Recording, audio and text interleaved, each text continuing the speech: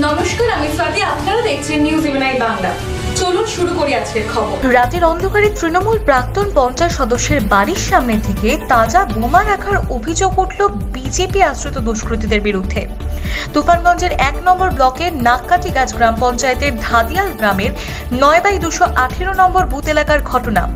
রবিবার ভোরে প্রাক্তন পঞ্চায়েত সদস্যের বাড়ির সামনে এই বোমা উদ্ধারের ঘটনায় ছড়ায় চাঞ্চল্য। খবর পেয়ে ঘটনাস্থলে পৌঁছায় তুফানগঞ্জ থানার পুলিশ। তারা এসে উদ্ধার করে বোমাটিকে। তৃণমূল কংগ্রেসের অভিযোগ, শান্ত এলাকা অশান্ত করতে এবং আতঙ্ক ছড়াতেই বিজেপির দুষ্কৃতীরা এই ঘটনা ঘটিয়েছে। যদিও বোমা রাখার ঘটনা ভিত্তিহীন বলে দাবি বিজেপি। কি দেখলেন? এই আমার বাড়ির সামনে বোম রাখছে। কারা রাখছে?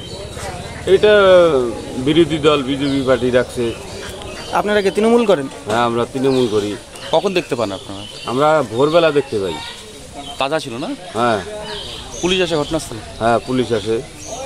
মানে কি হতে পারতো, কি মনে করছেন?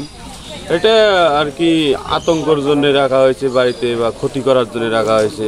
আমি করি, টিএমসি পার্টি করি, তার জন্য। আপনার বাবা নাকি পঞ্চায়েত ছিল? হ্যাঁ, আমার বাবা পঞ্চায়েত ছিল, 10 বছর পঞ্চায়েতই করেছে। উনি কি তৃণমূলের না? হ্যাঁ, টিএমসি করেছে। তৃণমূলের পঞ্চায়েত? হ্যাঁ, প্রাক্তন? হ্যাঁ, পারতাম।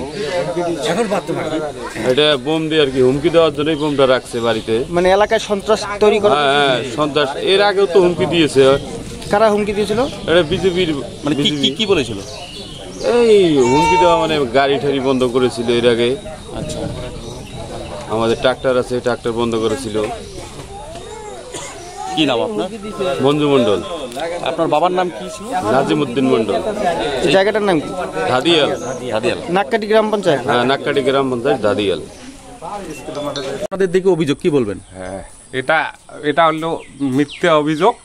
হ্যাঁ, আমার বিজেপির বিরুদ্ধে।